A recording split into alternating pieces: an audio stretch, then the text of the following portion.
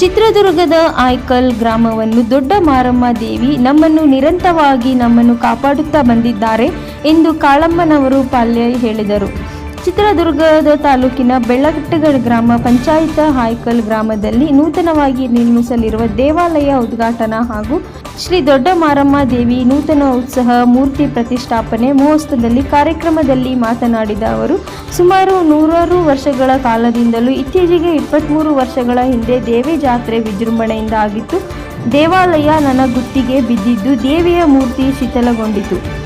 ಪುನಃ ದೇವಸ್ಥಾನ ನಿರ್ಮಾಣ ಮಾಡಿ 9 ತಿಂಗಳ ಹಿಂದೆ ಕಟ್ಟಡದ ಕಾರ್ಯಕ್ರಮ ಪ್ರಾರಂಭ ಮಾಡಿದ್ದರು.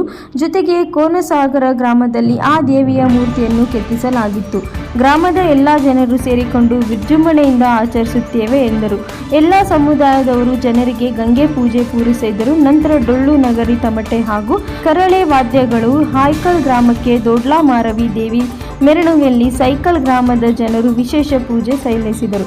ಈ ಸಂದರ್ಭದಲ್ಲಿ ಕೆಎಸ್ ಕೃಷ್ಣಾರೆಡ್ಡಿ, ನಿವೃತ್ತ ಕಾರ್ಯದರ್ಶಿಗಳು, ಲೋಕೋಪಯೋಗಿ ಇಲಾಖೆ, ಕರ್ನಾಟಕ ಸರ್ಕಾರ, Bengaluru Jagannath Reddy, RR construction Bengaluru, Jagannath Reddy, KN ಮಾಜಿ ಗ್ರಾಮ ಪಂಚಾಯಿತಿ ಅಧ್ಯಕ್ಷ ಪಾಲಯ್ಯ ಜೇಸಿ ಹಾಗೂ ಆಲ್ಕೈ ಗ್ರಾಮದ ಗ್ರಾಮಸ್ಥರು ಹಾಗೂ ವಿವಿಧ ಮಹಿಳೆಯರು ಇದ್ದರು. ವರದಿ ಹರೀಶ್, ಚಿತ್ರದುರ್ಗ. 1 ವರ್ಷದ ಕೆಳಗಾಗಿರೋದು 2005 ಇಸ್ವಿಯಲ್ಲಿ 8ನೇ ತಾರೀಕು 2ನೇ ತಿಂಗಳು 2005 ಇಸ್ವಿಯಲ್ಲಿ ಆಗಿರೋದು. 2015ರಲ್ಲಿ ಶುರು ಮಾಡಿದ್ವಿ. ಆಮೇಲೆ ಮಾಡ್ತಾ ಈ ಕೊರೋನಾ ಬೇರೆ ಬಂತು. ಬಂದಾಗ ಒಂದು ಸ್ವಲ್ಪ ಸ್ಥಗಿತ ಆಯಿತು. ತಿರುಗಿ 23ರಿಂದ ಶುರು ಮಾಡಿಕೊಂಡು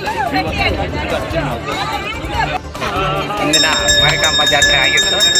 ಅದಾದ ನಂತರ 2015ರಲ್ಲಿ ಆ ದೇವಸ್ಥಾನ ಪುನಃಸ್ಥಾಪನೆ ಮಾಡಬೇಕು ಅಂತ ಅಲ್ಲಿಂದ ಪ್ರಾರಂಭ ಮಾಡಿದ್ರು. ನಡುವೆ ಕರೋನಾ ಬಂದಿದ್ದರಿಂದ ಸ್ವಲ್ಪ ನಿಂತಿತ್ತು ಕೆಲಸ.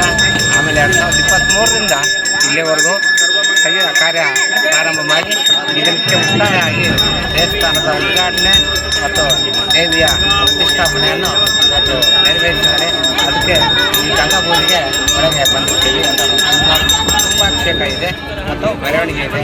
ಆಮೇಲೆ ಜೀವಕನ್ಯೆ ಹೋಮ ಬೆಳಿಗ್ಗೆ ಪೂಜೆ ಅಂತ ದೇವಸ್ಥಾನದ ದೇವಿಯನ್ನು ಪ್ರತಿಷ್ಠಾಪನೆ